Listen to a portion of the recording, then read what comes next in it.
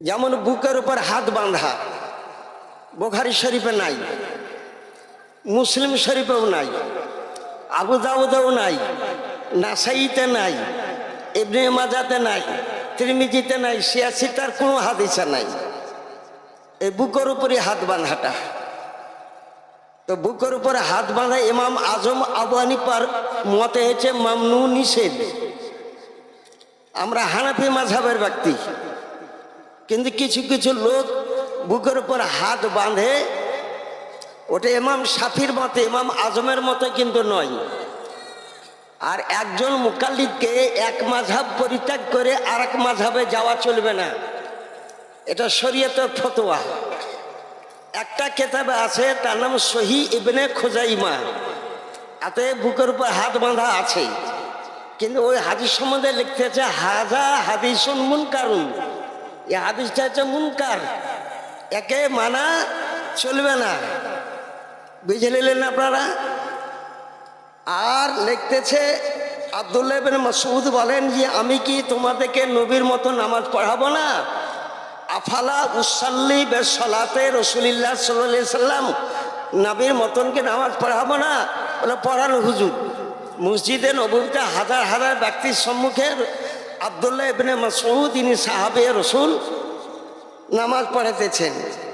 সুম্মা রাফা বে ইফতিতাহিস সালাত, নামাজের প্রথমে তিনি আল্লাহু আকবার বললেন, কদ্দুর হাত উঠালেন, শাহমাতা ওজনাই হে, কানের লৌ পর্যন্ত হাত তুললেন। ওয়াদা ইয়ামিনাহু আলা শিমালিহি, বা হাতের উপর ডান হাতে রাখলেন, তাহাতা সুররা, নাভির নিচেই। এটা হলো সহিহ হাদিস। এই হাদিসের মধ্যে কোনো অসুবিধাই নেই, সহিহ হাদিস এটা। তারপর কোনো জায়গাতে আর হাত উঠাননি তিনি। ওই রুকু করার টাইমে, সেজদা করার টাইমে কোনো জায়গাতে ফালা ইয়ারফু হাত্তা ইউসাল্লিমা, কোনো জায়গাতে হাত উঠানি সালাম ফিরা পর্যন্ত। এটা সহিহ হাদিস। এখন যদি কেউ উল্টা হাদিস বুঝায় তো যে জানে না ও উত্তর দিতে পারবে না, কিন্তু আমরা জানি, আমরা উত্তর দিতে পারবো। আপনাদেরকে আরজ করি, রাসূলুল্লাহ সাল্লাল্লাহু আলাইহি ওয়াসাল্লাম ইলমে গায়েব তিনি জানেন। আমি কোরআন সে আয়াত তেলাওয়াত করেছি, আলাম তারা কাইফা ফাআলা। নবী যখন মায়ের গর্ভে 2 মাসের সন্তান, নবীর মায়ের গর্ভে 2 মাসের সন্তান, তখন আব্রাহা বাদশাহ কাবার ঘরকে ভাঙতে এসেছিল। এক লোকে লিখেছে কাবার ঘর গায়ের মুসলিমরা তৈরি করেছে, কিন্তু কাবার ঘর কে তৈরি করেছে এরাও জানে না।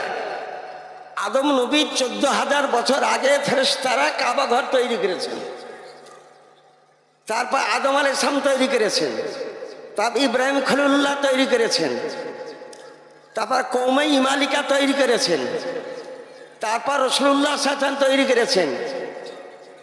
তাকে ভেঙে দিয়েছিল, তখন হযরত আব্দুর রহমান বিন জুবাইর তৈরি করেছেন। এখন বর্তমান কাবা যেটা এখন তৈরি করা আছে, এক জালেম বাদশাহ তৈরি করেছেন।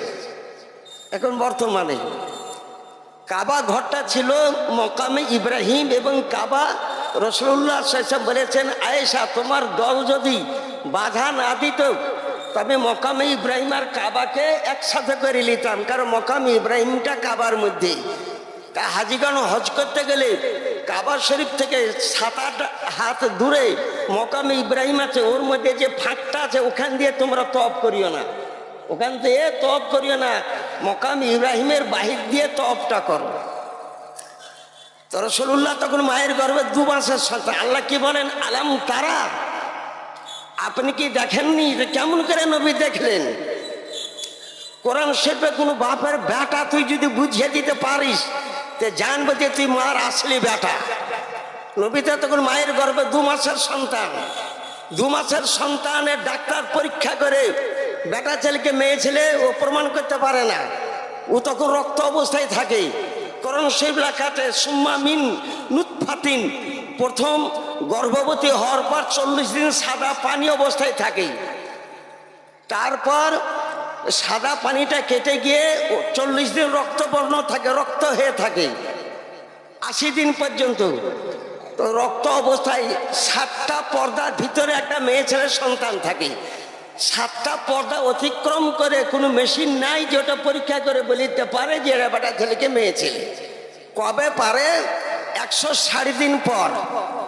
তারপর 40 দিনে গোস্তের টুকরা হয়, তারপর 40 দিনে হাত পা তৈরি হয়।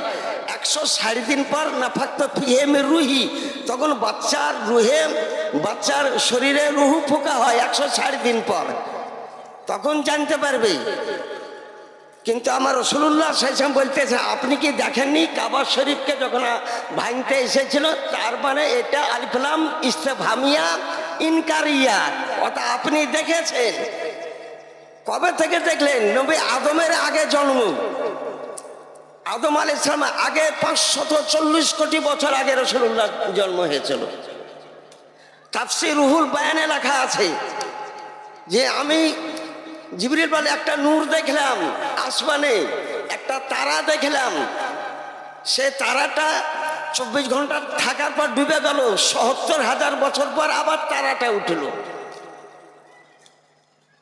আবার ডুবে গেল। সুমার হয়তো বাদা সাবনা সানাতান ইয়া রাসূলুল্লাহ, ৭০,০০০ বছর পর আবার তারাটা উঠল। তো ৭০,০০০ বছর পর পর তারাটাকে উঠতে আমি ৭২,০০০ বার দেখেছি। তো ৭০,০০০কে ৭২,০০০ দিয়ে গুণ দিলে ৫৪০ কোটি বছর হয়। নবী বলেন, ওয়াল্লাযী নাফসি বিয়াদি আনা জালিকাল কাওয়াকিব, যে তারা দেখে তুমি তোমার বয়সের আন্দাজ করেছো, সে তারা ছিলেন তোমার নবী মুহাম্মদুর রাসূলুল্লাহ সাল্লাল্লাহু আলাইহি সাল্লাম।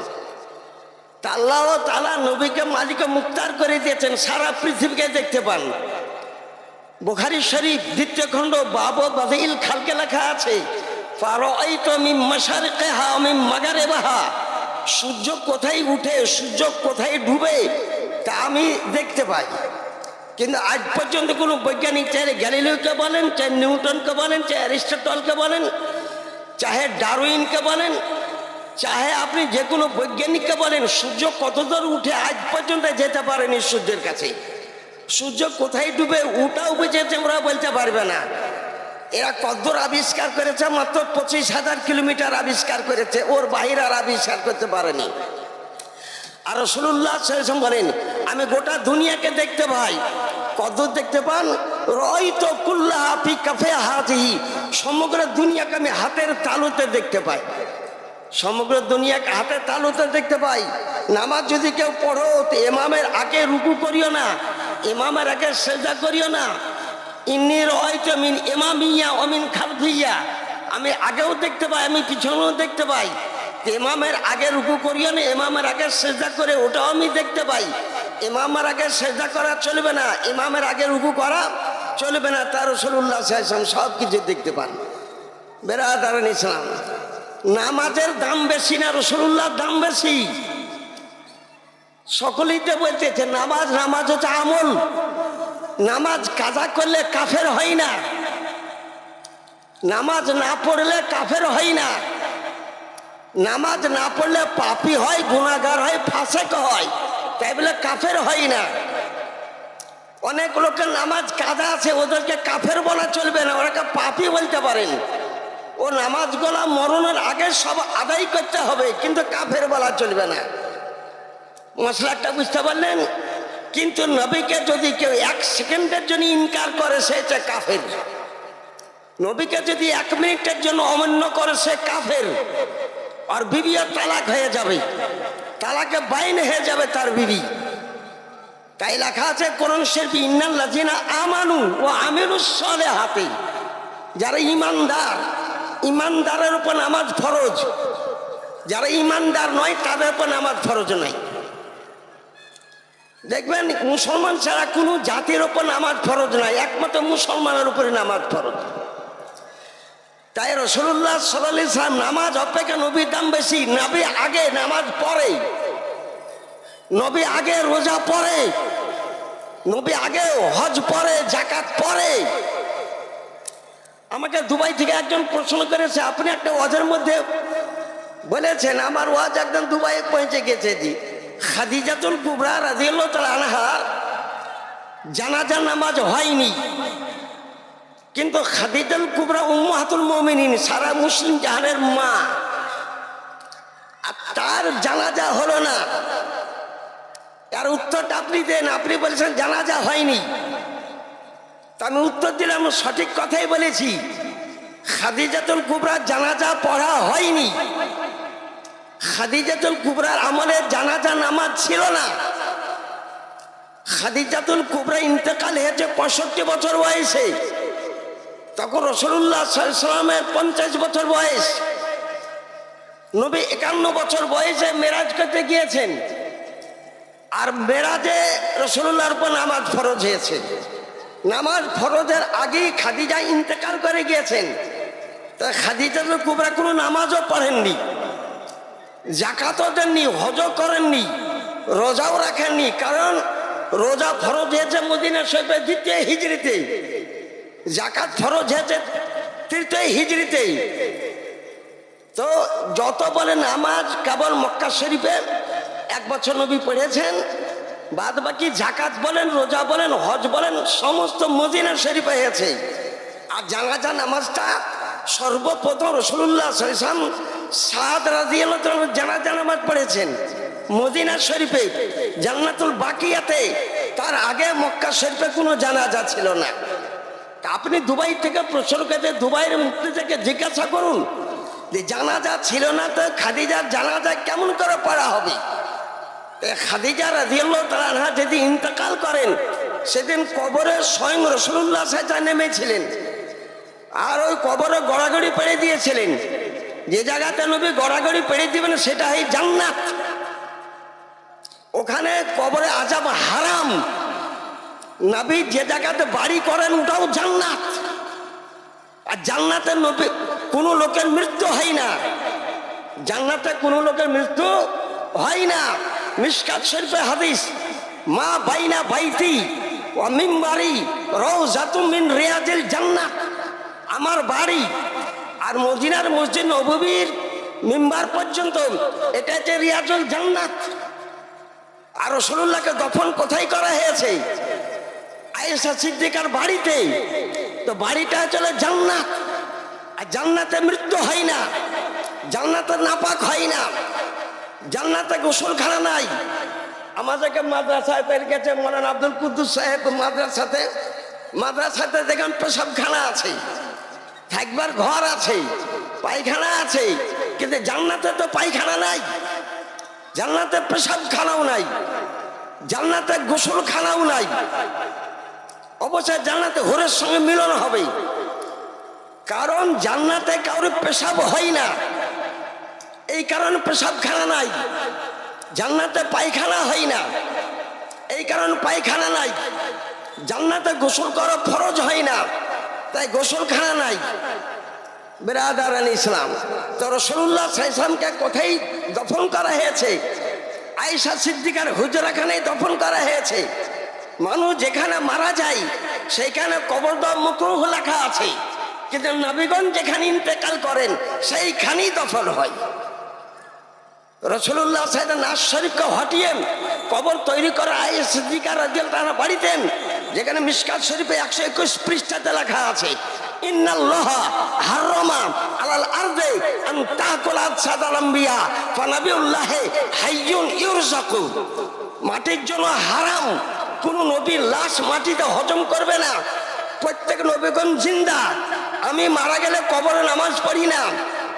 আর নবীগণ ইউসাল্লুনা ফি কুবুরিহিম, প্রত্যেক নবীগণ আপন আপন কবরে নামাজ পড়েন, 5 ওয়াক্ত নামাজ পড়েন। আমরা মারা গেলে কবরে রোজা, আমরা মারা গেলে রোজাও রাখি না। আর নবীগণ ইন্তেকাল করলে ওয়াসুমুনা ফি কুবুরিহিম, আপন আপন কবরে তিনারা রোজাও রাখেন।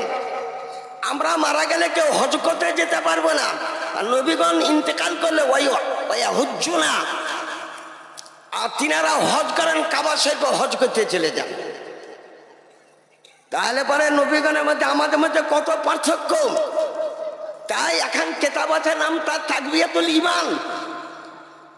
নুরুল আরেফিন একটা কেতাব লিখেছেন, বুঝেন, মাহানামা আলা হাসান পারুন, তা আপনি কিনে নেবেন। যে নবীগণ তিনারা কবরে জিন্দা, মুর্দা বলা চলবে না। কিন্তু মুর্দা যদি কেউ বলে, কে বলেছে মুর্দা? তাকবিয়াতুল ঈমান কিতাবের মধ্যে ইসমাইল দেহলভী বলেছে, ও মার্কার মিট্টি মে মিল গায়া, নবী মরা মাটিতে মিশে গিয়েছে, এই কথাটা হারাম একদম। যে বলবে নবী কবরে মাটিতে মিশে গিয়েছে অর্পিতা নামাজ পড়াই হারাম, ওকে মসজিদে উঠতে যাওয়া চলবে না। যদি বলেন কোরআন থেকে প্রমাণ করতে পারেন, কোরআন থেকেও প্রমাণ করতে পারি। মুসা কালিমুল্লাহ যখন ফেরাউনের সঙ্গে লড়াই করার জন্য, ফেরাউনের ৮০,০০০ সৈন্য, মুসা আলাইহিস সালামের ৭২,০০০ সৈন্য, আল্লাহ হুকুম দিলে তুমি নীল দরিয়ার ওই পারে চলে যাও। মুসা আলাইহিস সালাম ৭২,০০০ সৈন্যকে নিয়ে নীল দরিয়ার ওই পারে চলে যাচ্ছেন। বললেন এখানে একটা কবর আছে, কবরকে নিয়ে নীল দরিয়াতে ভাসিয়ে দাও, তোমার ৭২টা রাস্তা হয়ে যাবে। তাহলে বোঝা গেল আল্লাহর ওলিগণ, আল্লাহর নবীগণ ইন্তেকাল করার পরও সাহায্য করতে পারেন। বলে কার কবর? বলে ইউসুফ আলাইহিস সালামের কবর শরীফ আছে। ইউসুফের কবর কোথায় আছে? বলে জিজ্ঞাসা করো তোমার উম্মতি বেটা ছেলে মেয়ে ছেলেকে জিজ্ঞাসা করো, যে উত্তর দিতে পারবে ও যা চাইবে তাই আপনাকে দিতে হবে। বেটা ছেলেকে বলেন ইউসুফ নবীর কবর কোথায় আছে? বলে আমরা জানি না। মেয়ে ছেলেকে মুসা কালিমুল্লাহ বলেন ইউসুফ নবীর কবর কোথায়? একটা মেয়ে ছেলে বলেন ৮০ বছরকার, আমি বলতে পারি কিন্তু আপনি আমি যা চাইবো তাই দিবেন, আগে আগে দিয়ে দেন আপনি, তারপর কবরটা দেখাবো। বলে ফাসআল মা আসআলু, চাও যা চাইবে তাই দিয়ে দিব। বলে এমন একটা জিনিস চাইবো যে জান্নাতুল ফেরদাউসে পাওয়া যায় না, জান্নাতে আদো নেই, জান্নাতে নাইম নেই, ও জান্নাতুল ফেরদাউসে ও লৌহতে কলমে কোন জায়গাতে পাওয়া যায় না, পাওয়া যায় আল্লাহর দরবারে আর নবীগণের দরবারে। ওই জিনিসটা চাইব। মুসা কালিমুল্লাহ বলেন সালনি মা আসআলু, চাও যা চাইবে তাই দিয়ে দেব। বুঝা গেল সারা পৃথিবী নবীর কবজাতে, সারা দুনিয়া নবীর কবজাতে, এটা মুসা কালিমুল্লাহ বলতেছেন। বলে চাও যা চাইবে ওটাই তোমার ওয়াদা পূরণ করে দেব। তো মেয়েটা বলেন আপনাকে বিবাহ করতে চাই। তো মুসা কালিমুল্লাহ বলেন সালিল গায়রা, আমি শোয়েব পয়গম্বরের কন্যা সফুরাকে বিবাহ করেছি, বিবাহ করলে ওই মেয়েটার মন কষ্ট পাবে। নবীগণ কোনো মেয়ের মনকে কষ্ট দিতে চাই না, এটা বাদ দিয়ে অন্যটা চাও, ওটা ছাড়ার কোনোটাই নিব না, আপনাকে বিবাহ করতে চাই। আল্লাহ বলেন ফাকবিল জালিক, কবুল করে নাও, তুমি আজকে বিবাহ না তবে জান্নাতুল ফেরদাউসে করিও। আর জান্নাতুল ফেরদাউসে সমস্ত জান্নাতি থেকে খানার দাওয়াত দিয়ে দাও। বলে যা তোকে জান্নাতুল ফেরদাউসে বিবাহ করব, আর তোমার বিবাহের বরাতে হবে জান্নাতীগণ, আর মাছের তরকারি দিয়ে তোমাদেরকে সবকে খাবার খাওয়াবো। তাই বলেন ওয়াদা দিলেন। তখন ইউসুফ নবী কবরকে দেখিয়ে দিলেন নীল দরিয়ার মাঝখানে। সেখান থেকে বাহির করা হলো পিরামিড থেকে। ইউসুফ আলাইহিস সালামের কবরকে থেকে যখন লাশকে বাহির করা হলো, যেমনই জমিন সমুদ্র নীল দরিয়ার উপর রেখে দিলেন, ৭২টা রাস্তা হয়ে গেল। ৭২,০০০ দল চলে এক এক রাস্তা, এক একটা দল যাবে। একদম মাটির তল থেকে পানি দাঁড়িয়ে গেল, দেওয়ালের মতন দাঁড়িয়ে গেল। এটা যে নবীগণের মুজিজা। তাই মুসা কালিমুল্লাহ আস্তে আস্তে ওই পারে চলে গেলেন। অর্ধেক যখন ওই পারে চলে গেল, ফেরাউন তাড়া করতেছিল, ফেরাউন মদ্দা ঘোড়ার ওপর ছিল। তখনই জিবরিল আমিন একটা মেয়ে ঘোড়ার ওপর, একটা মাদা ঘোড়ার ওপর সওয়ার হয়ে ফেরাউনের ঘোড়ার আগে আগে চলতে লাগলো। ফেরাউনের ঘোড়া মাদা ঘড়িকে দেখে আর পিছন ধাওয়া করতে লাগলো। ফেরাউন আর কবজা করতে পারলো না, আর নীল দরিয়ার মাঝখানে টেনে নিয়ে চলে গেল। মুসা কালিমুল্লাহ দল ওই পারে চলে গেলেন। সেদিন মুহররম চাঁদের 10 তারিখ ছিল। ওই পারে যাওয়ার পর 2 রাকাত নফল নামাজ পড়লেন হযরত মুসা কালিমুল্লাহ এবং তার দলবল, আর হুকুম দিয়ে দিলেন পানি চলতে লাগুন। সব ডুবে মারা গেল। ফেরাউন যত ছিল আর ৮০,০০০ সৈন্য সব খতম হয়ে গেল। এটা আল্লাহর কালাম কোরআন শরীফের হাসিয়াতে লেখা আছে। একজন ইউসুফ পয়গম্বর মুসা কালিমুল্লাহ ১০০০ বছর আগে ইন্তেকাল করেছিলেন, কিন্তু মুসা কালিমুল্লাহ তার হাতটা চেপে ধরেছিলেন, হাতে রক্ত চলতে চলতে বন্ধ হলো, আবার ছেড়ে দিয়েছে, রক্ত আবার চলতেছে। চোখটা দেখে ধরেছিলেন, তো চোখটা ছেড়ে দিয়েছে, আবার যে কার সেই বলে হুজুর জিন্দা না মুর্দা? বলে প্রত্যেক নবীগণ ইন্তেকালের পর প্রত্যেক নবীগণ জিন্দা। এটাই হেঁটে মাসলাকে আলা হযরত, এটাই ইমাম আহমদ রাজা খান বেরলভীর।